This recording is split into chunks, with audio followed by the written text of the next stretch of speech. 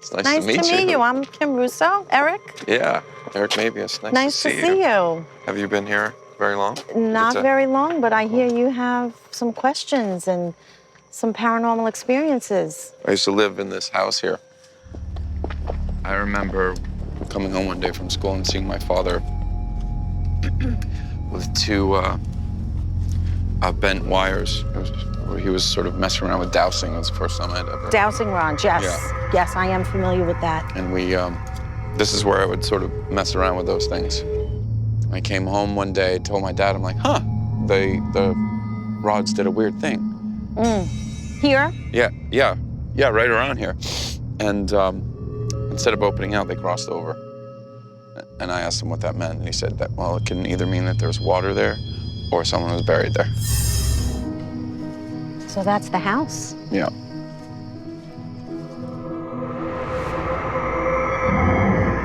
That concrete pad there was kind of the invisible boundary. I haven't been this far into this field in 27 years. I never went back. You never went back? No reason to.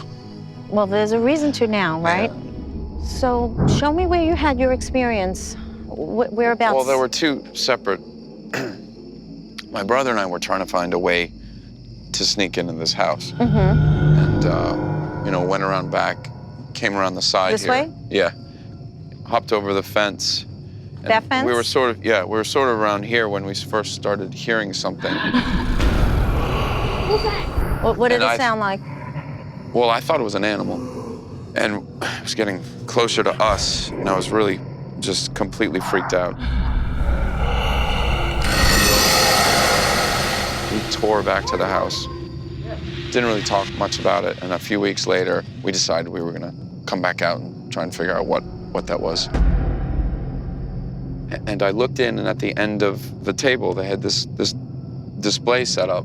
There was a guy sitting there, but it wasn't a person, and it wasn't a ghost. How do you know that? I don't know, I'm just saying it was something, it wasn't quite right.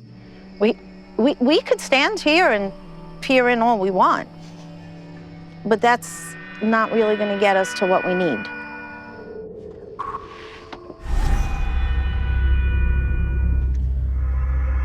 Oh boy. I just got a vision of a woman dying in bed in this room. Not here, it's here.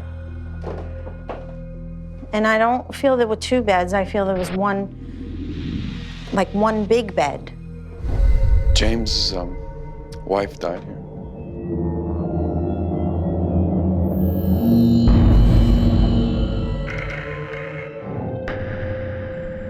I've been thinking about this trip here. What I really want to do is spend some time where I had the experience. I was outside the window, but I really want to check the kitchen out.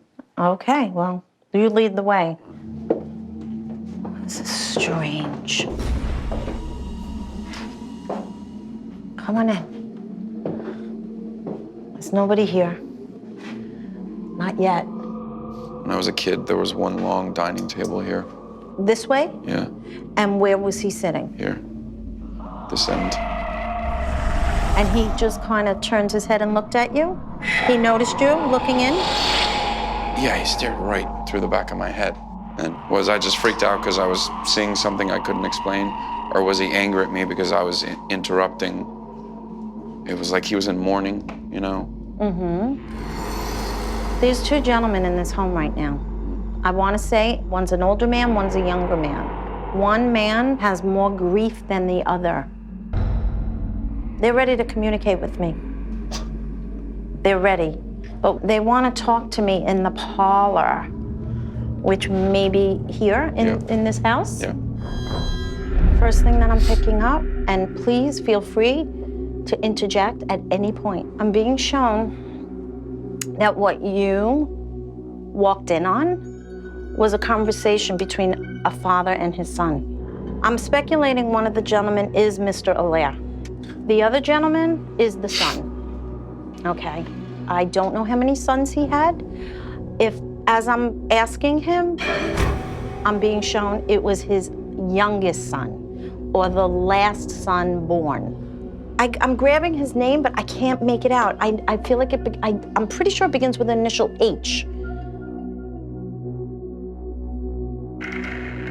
And I keep seeing them the son blaming the father for, I want to tell you exactly how I hear it. You left me with this mess. And the father is like trying to explain to him in a very, very grief-stricken way that he had no control over what happened. Do you want to know what happened to him? The son? No, the father, James. If it ties into what was just said, sure. Cholera was hitting New York. So he moved them here. And after they were married 30 years, she died. She died in this house. And that was sort of the beginning of the end of the good times for the family. There was a horrible ship accident. A lot of people died. You know, he built steamship engine parts. And he was partially blamed for this maritime disaster. He eventually went bankrupt and lost everything. They just told me to light the candle and they'll let their presence be known. Really? By the flame, probably, most likely.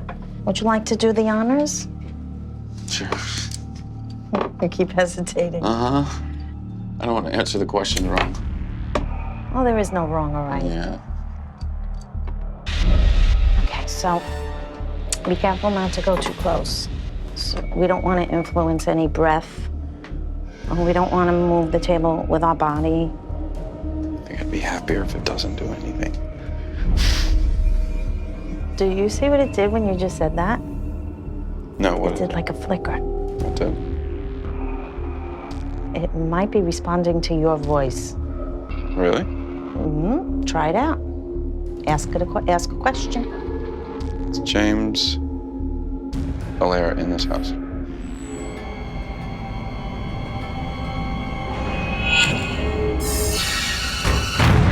You see that?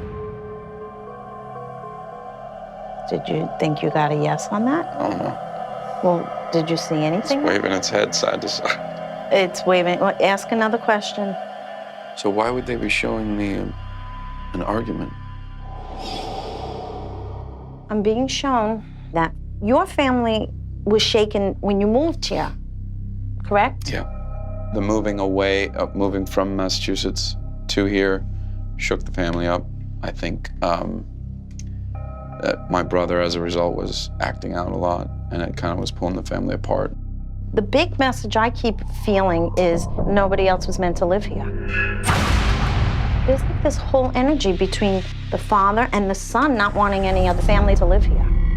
You were supposed to, if you will, get scared out of your wits in hopes that it would deter your family away. It was almost like the heavens were trying to get you on the right path. I like that perspective, though. That didn't occur to me. I'm not saying you were the one that made your mother and father move, but if you look at the series of events, it wasn't long after that you did move. Because I keep seeing if you had stayed, there would have been disaster. If I put all of this together, everything was driving you guys out of here. So in this big picture, you guys were saved. So why don't we go outside and maybe continue our conversation, because there's a lot to digest here. Yeah. Thank you.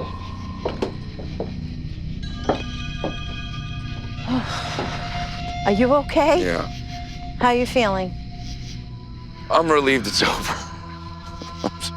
Do you have a whole new take on this? Yeah, I feel much more at peace.